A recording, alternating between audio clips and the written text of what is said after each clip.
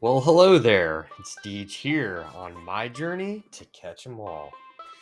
And today we're going to be talking about if it's a good idea to buy TCG player cards in bulk and try and get 10s. It's obviously a strategy that can allow you to get free cards. And if you get 10s, you make money. If you buy raw cards, you grade it, it gets a 10, you make money. And if you buy multiple cards and only one of them gets a 10, it can still make you money and then you get free cards. So for me, this is one of those strategies that I like to experiment with. Here on Deej Thinking, we think deeply. We don't just do the basic stuff. We're going to try and experiment with the market. We want to test things to see if it works, right? So I do it all the time, but my most recent one is a good case study. So I did it with Radiant Charizard and Radiant Greninja, as you've seen in the thumbnail. Good job, dude. You gave it away. So we're going to go over the numbers. We're going to go over the results. And we're going to talk about what my thoughts are on it. Is this a good idea or is it not? First of all, it's kind of a fun thing to do because just having a bunch of cool cards is just kind of fun. And my wife is asking me, why are you buying so many Radiant Charizards? Well, because I'm trying to make free Radiant Charizards. So, the numbers are okay, nothing is just black and white in the hobby. You have to look at the nuance, you have to look at the gray area, you have to think Deejly about it, right? So, what made me pick these cards in the first place, right? Well, for one, they are no longer in print. These cards are no longer getting printed by Pokemon. Yes, there are a lot of unopened Crown Zenith packs. You don't really see mini Astral Radiance packs out there these days, but there are probably a lot of unopened Astral Radiance packs because it doesn't have like the giant chase either, so it's probably one that people have been storing a lot. But they're out of rotation. Radiant Greninja was heavy in rotation, so it was expensive for a long time. It was like $7. All the competitive players are done. They don't need any more. They're trying to sell some of their deck back so they can buy the new deck, the new blinged out deck. So this is the perfect time to grab this card in particular because it's just dirt cheap in compared to its history and compared to where it's going to go. Greninja and Charizard are are probably literally the two most popular Pokemon besides Umbreon now, but everybody knows who Charizard is. And Greninja was the most popular area from XY, Ash's Greninja. It was at the top of the list at one point in time. So I know that it's going to be cards that perform well over time. Another aspect of this, they're Radiant cards. There's no other era with Radiant cards. There's like one or two per set. They're way more common when you're opening the packs, but what happens as time goes on? There's less packs that get opened. The cards that are out there, they're in people's collections or they're with people like me that are just kind of sitting there, sitting on it. I'm the Rudy of raw cards. I'm going to buy a bunch of them and just wait. Like, I'm not pressured to sell. Money goes to people who are most patient, right? So, even if none of these cards grade a 10, I'm going to feel good about my purchase. I feel good buying 43 Radiant Greninjas at $236 a piece with shipping. That's end all be all. I had 43 Radiant Greninjas for $236 a piece. You don't think that card's going to be worth at least $5 within a couple years? What about 10 years? You think it's going to be worth $20? So $20 from 236 is a 10x. That's giving me an X every year, 100% return every year. And you're like, well, Deej, that's only like $100. Okay, you're right, but that's the kind of strategies that I have. I'm not the kind of guy that's like spending bucket loads, $60,000. That guy on Facebook that has like $60,000 of prismatic evolution hits. I don't know if you guys have seen that. It's wild, but this is how I enjoy the hobby. I don't want to buy 50, Altar Giratinas. Like, that's where I think this kind of strategy would be a really bad idea. And we're going to get into that. I'm going to go into that in a second. But point is, I didn't just randomly pick cards, right? Oh, I just showed you some of the ones I thought would get 10s, but I didn't randomly pick cards. Don't do this just randomly. Study the market, study the fundamentals. Yeah, there's a lot of these, but they're dirt cheap right now. Okay, the Charizard numbers are, I got 33 of them for $3.75 a piece. And that's a card. I'm just going to pull it up real fast. This is a card that hit $10 at one point in time. It's at its all-time low. And sure, it might go down more. We're in a boom, but will it? Is Charizard the one that's going to go down? A black Charizard in like an ice boundary? Like, have you guys really inspected this card? It's got like the fire and ice theme. Maybe he's just in the sky, but to me, that's like an ice mountain. Like, it's such an epic card. The sunset? What's Sunbreon? Like, is this not just that cool? If it was more rare, would this card not be so expensive? Like, think about if it was one of those old XY secret rares that were just like a random shiny. How expensive would these cards be? And to me, that's really what they are. They're just more common right now, but it won't be like that forever. Anyways, the tally is I got 1, 2, 3, 4, 5 Radiant Charizards out of 33. Not a very good percentage. A couple of them actually came like straight up damaged, which I'll talk about that in a second too. And I got 1, 2, 3, 4, 5, 6, 7 Radiant Greninjas. Okay. So there's so much to this. There's strategies to buying. Once you pick a card, there's strategies to buying the right card as well. Like, do you want to buy it from people that only have 1? Do you want to buy it from people that have 10? Do you want to buy it from TCGPlayer Direct? My advice, make a swath. I like to buy multiple to take advantage of shipping. If there's somebody that has a bunch, they probably just opened a ton of packs. They might not have time to look through it, It's a danger. That's the danger. You can't see the card. These could be people that have already picked out all the 10s, and so you're just left with all the 9s. And that's another reason why you don't go for the expensive cards. If you're buying a near mint Giratina from TCGPlayer, alt art, any alt art, whatever, new cards, whatever, SIRs too, the 10s are going to be picked clean, right? You're not going to buy 50 alt art Giratinas and get 7 10. That's just not how it is. Like, people really pay a lot of attention to the super expensive cards. So the mid-tier cards, the low-tier cards are the keys to this strategy, specifically on TCGPlayer. Okay.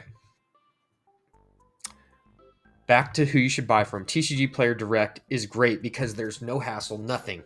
I got sent some cards that were straight up damaged, right? Let's see if I can see, like, yeah. Bent. This one is scratched super bad. Definitely, I bought them all near mint, obviously. One of them has a crease. Yeah, this one's got a crease. Anyways, I messaged TCGPlayer and they were like, okay, we'll just send you some new ones. And I was like, do I need to send the other ones back? And they were like, no, just keep them. Okay, so I got a couple damaged ones, that's free. It's free cards, and that was their mistake, and they just sent me new ones. And so I actually got a couple extra copies. I didn't factor that into my pricing because I'm not going to factor the damaged cards in, but good things happen when you engage in the market. You just get stuff. It's like promo cards end up being worth a lot of money. Just if you saw my last video where I saved my promos for the last 10 years, you'll see cards just go up, okay? They have a period where they go down, but then they go up. And you want to go buy them when they're in that period of down, and then right before they go up, not right at the beginning of the down. You want to wait till they're almost all the way up, Okay. Not almost all the way up, almost about to go up. All right, so let's do the real numbers now. Okay, so I'm actually way more excited for this chalkboard session than I should be. Just for me, it's nostalgic to even write on a chalkboard. I really enjoy it. My son, who's graduating kindergarten right now, is just amazed that these used to be in classrooms and that one of my classroom jobs used to be erasing the chalkboard. He thinks that's so cool, and he's like, it makes such a mess though. I was like, yeah, it did. And when you bang the eraser on the board, I shouldn't have told him that. It used to make a big mess. Anyways, I digress. So we've already went over the cost, $100, about $100 a piece, the number of tens, and you're thinking, well, how can you calculate this for tens, right? You don't know you're going to get a 10. Well, you're right. I don't know for sure, but that is another one of the advantages to this strategy. You don't have to be making concessions on your cards. You don't have to be hoping that, oh, I hope they don't see this little white spot over here. Oh, I hope it's within the range. No, I got 33 Charizards and 43 Greninjas to look through. So what did I just picked the best ones, literally ones that I think are for sure 10s. And if I sent them all at the same time, yeah, PSA probably would give me some 9s, but I'm not going to do that. So let's look at the chart to show you why, for just the thought processes of the grader, not just that reason, but a financial reason. Let's look at the charts for these cards to see why I wouldn't just want to send them all at the same time and sell them all at the same time. It just doesn't make sense. And if I don't need the money back right away, why wouldn't I? So let's dig in. Okay, so we're gonna look at each chart, but this Radiant Greninja, okay, so it started, it started at about like, what is that, $150? Wow, it was worth a lot. I guess every card it releases is worth more. Then it's had a steady decline over time, right? Kind of stayed steady decline, but when you zoom out to this long period, you can see this is when it's in print, just kind of staying level, kind of staying low. And now that it's out of print, it starts to kind of tick up slowly, right? This is the sign that you want to look for in charts. You never want to try and time the bottom. You want to buy it right after it's bounced a little bit. They'll call it a dead cat bounce in stocks or crypto. Pokemon is not quite like that. Once it's hit its lull, generally, like, it'll just go up from there. This hype cycle might make things slightly different, but in the overall long term, when you zoom out of charts, this is going to look like such a small little part. Like, even this part of the chart in the ultimate long run will probably look small. Sometimes the initial bumps don't ever get overcome, but in the ultra long term, if you look at even Tesla, it was like, it had one day where it went from like $1 to like $4. And that was like a huge spike, right? But when you zoom out now, it's at like $300, and these little spikes become nothing. So you want to wait for it to start ticking up. It's like, this chart looks perfect for me as a card to target because I'm already started the uptrend, and there's no reason that it should keep go down again other than losing hype. But this doesn't feel like one of the hyped cards, right? This is an unhyped card. It's been only down raw, right? Okay, so for the Charizard, it's about the same, right? They came out about the same time. It's like almost the exact same chart. But you can see it started up, went down, and it started to tick back up. It's kind of, nothing's ever only up or only down. There's going to be these dips, but overall you can see it's way below the line for almost a year. Now it's kind of touching the line, hovering around the line, and now it's time for it to go above the line. So while I take my time grading these cards, I'm expecting the 10 value and the raw value to go up. And the raw value is not in these calculations. So I know from experience that this is slightly an underestimate because, as I've said, I'm not going to send them all at a time. I'm going to send 2 of each so I can have one backup to sell when one sells. But that's going to take time to get those graded, a couple months. The price is probably going to increase until then. Okay, those 2 sell. Then I have to send another batch to PSA. That's another 2. Takes time to grade, takes time to sell the first one. Once the first one sells, I'll assess if the market's on the way up. I might raise the price by $5 or $10. And at that point, I still have a couple more. And now I'm a year or 2 down the road. And all my 10s, I can choose to probably keep one at that point because I'll be in profit by then. It's just a really good way to give you some ground room in the hobby. I'll be having cards to sell for the next, year and a half. And this is just one example, but I do this all the time with all kinds of different cards. This is how I keep my cash flow moving. Okay, so let's go back to the numbers. So both are worth about $50 right now.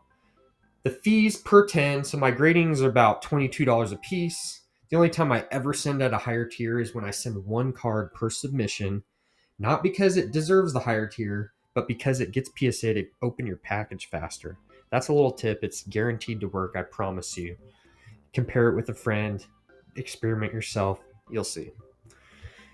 But anyways, my normal cost is $22, and then 15% is what I put for my eBay fees, even though with top seller it's like 12.35 or some, I don't know. So the total return is $141.50 for the Greninja. So you subtract the cost, it's only $30.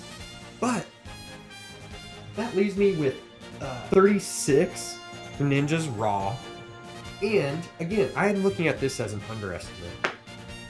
And with Charizard, I don't quite make my money back from the 10s unless it goes up over time, which it will. Okay, I promise you. Come back and at me if I'm wrong.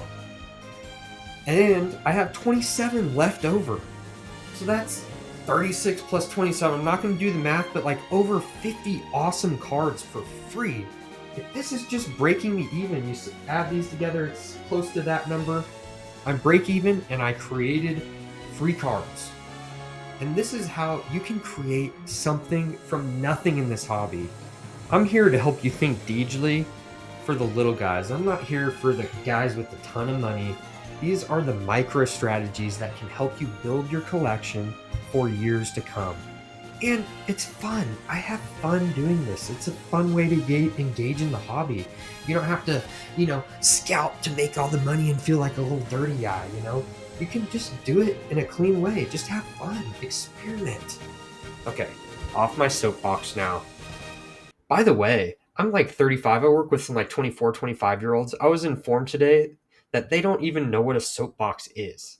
So hopefully that makes you feel old too. And if you like this video, don't forget to like, subscribe, leave a comment, and check out this video because you'll probably like this one too. And thanks again for joining me on my journey to catch 'em all.